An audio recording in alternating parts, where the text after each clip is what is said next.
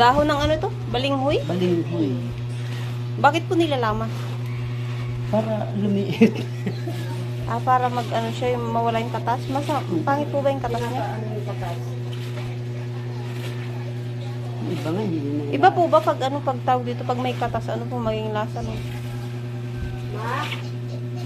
May ibang lasa. Ay, parang siyang ginagawang gabi. Oo. Gagataan niya, nanay? Oo.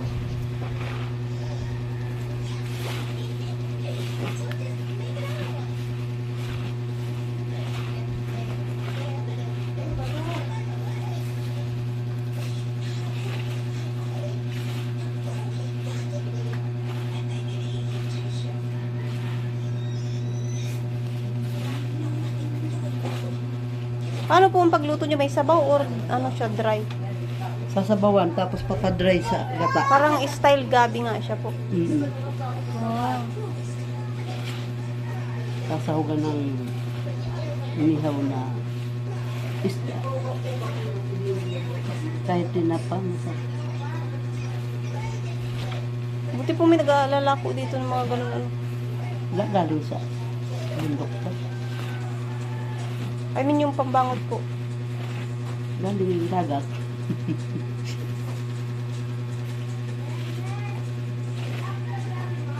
Nangingisda din po si tatay. Oo. Di ba kahapon nakakuha ng isa?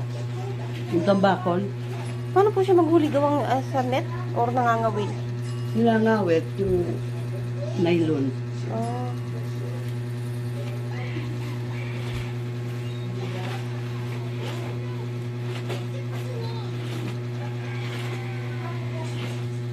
Meron dyan malaking isda, sa lambat naman yun. Ngayon, magliit na. Ganyan palang gagawin dapat. First time ko makakatikim ng Pamatika. dahon ng balinghoy. Gagataan daw yan. Galing ni nanay, oh. Tsaga niyong mag-ano. Piga.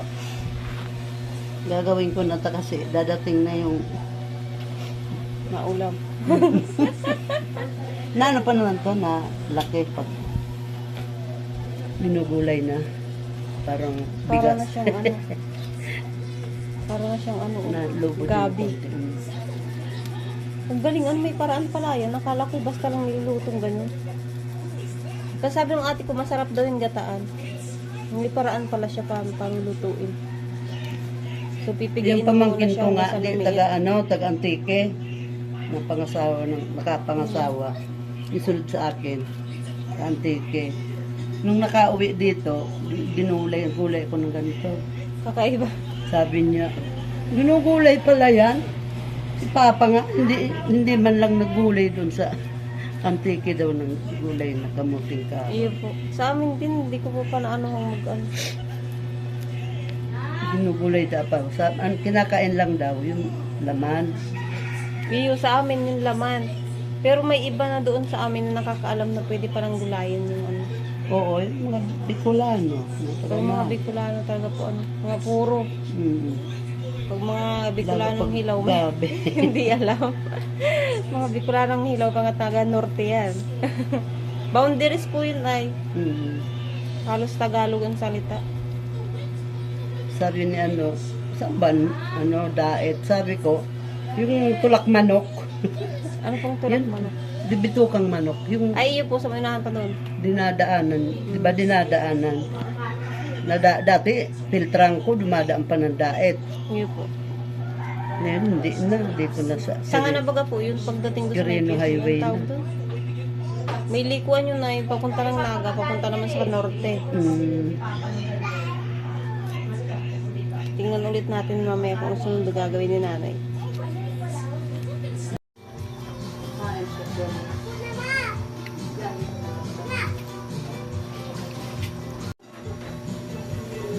Hindi ko na nakita kung paano nilagay ni nanay. Ayan na siya. Yan na yung dahon ng balinghoy. Hintayin nating maluto.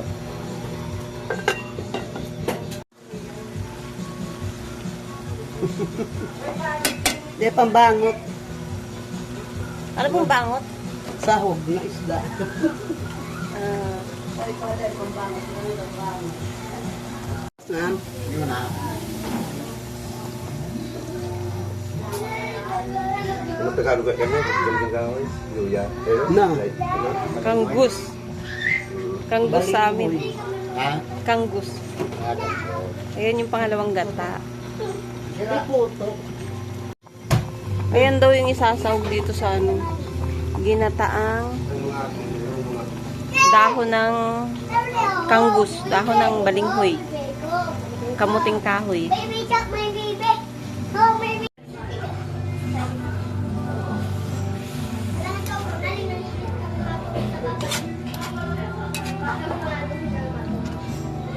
Parang ang sarap niyan, Nay. Tikman mo. First time ko Mamaya. makakain ng ano, dahon ng ano ang tawag yan? Kamuting kahoy. Kamuting kahoy.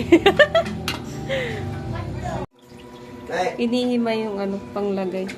Ano, sa dugi sa tahaw.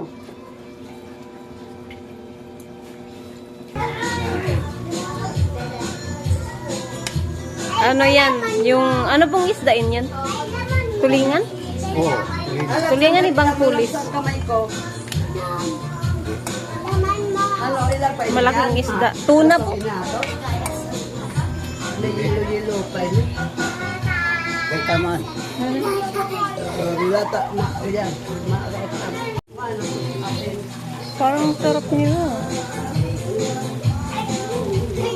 Ayan, malapit na maluto. Hintayin lang mag-konti yung sabaw. Pahibas-hibasin lang daw.